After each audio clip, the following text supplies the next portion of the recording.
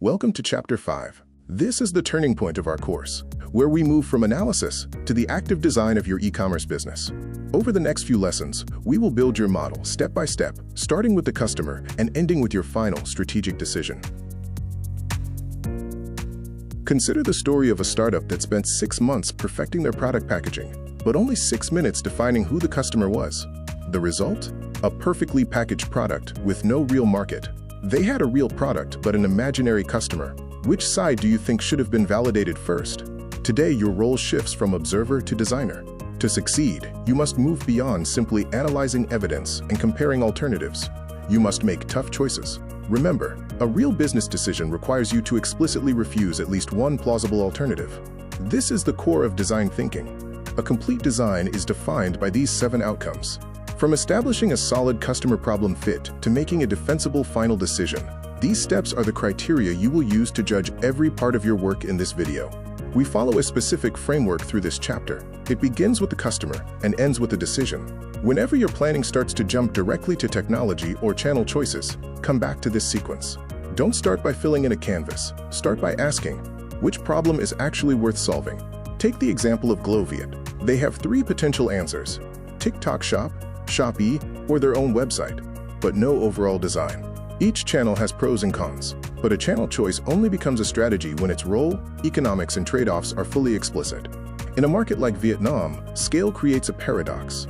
Platforms offer a massive pool of ready demand, but you sacrifice control over your data and the customer relationship. The real question isn't marketplace or website, but what strategic role each channel should play in your customer journey. Remember, a simple idea is not yet a business opportunity. An idea is just a starting point. An opportunity only exists when a sufficiently large group of people faces a painful, frequent problem and is willing to pay to solve it. Don't spend years chasing a phantom opportunity. To confirm your opportunity, you must pass these 4 tests: size, frequency, intensity, and ability to pay. These tests don't compensate for one another. If you have missing evidence in any of these areas, treat it as a critical assumption that needs to be tested immediately. E-commerce opportunities generally emerge from 3 patterns: friction, a price structure gap, or a context shift. Strong business designs begin with a structural insight into one of these, not just a list of product features. Identify the primary pattern for your idea. Always choose a segment you can make decisions with. Being too vague prevents you from determining your product, price, or channel. Specificity is what actually turns a generic customer description into actionable business choices for your team. This is your first major deliverable, the customer segment card. It moves you from a simple demographic who to a deep understanding of why your customer behaves the way they do. Map out their situation, needs, pains, and triggers. It is easy to fall in love with your product, but your customer doesn't care about your features. They only care about the outcome. A product is not the same as value. Focus on the result the customer is trying to achieve through your offering. Finally, the value proposition canvas. Fit is what connects your customer's problems to your solutions. Ensure every single feature you design points directly to a ranked pain or gain and is supported by real evidence. Follow this 6-step method to build your canvas from the customer outward. By starting with one segment and ranking their pains, you prevent the common trap of inventing problems just to justify a product you already love. Good luck with your design. Now let's examine the Gloviet canvas. Reading by row reveals the link between customer evidence and the business response.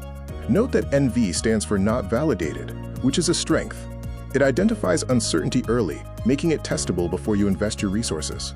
Your positioning requires 2 distinct parts: points of parity, or POOP, and points of difference, or POD.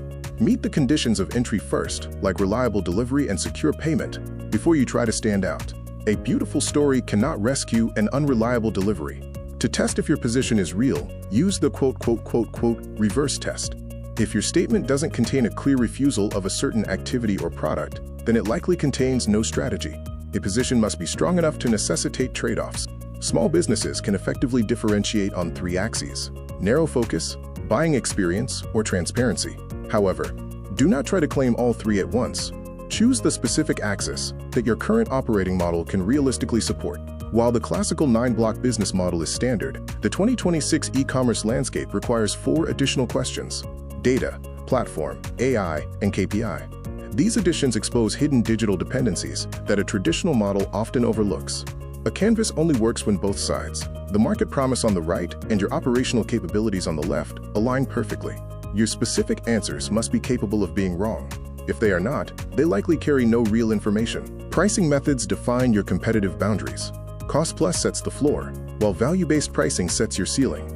Remember that your displayed price is not the customer's total cost. Consider shipping, vouchers, and wait times as part of the perception. Use a price ladder to guide your customers from trial to core offerings. Include a high-priced quote premium tier, even if volume is low, because it serves as an anchor. Also, consider bundling to raise average order values while reducing direct price comparisons. Finally, beware the promotion trap. A seemingly small 10% discount can drastically erode your margin, sometimes requiring massive volume increases to break even. Always compute the required volume before designing your promotion, never after you have launched it.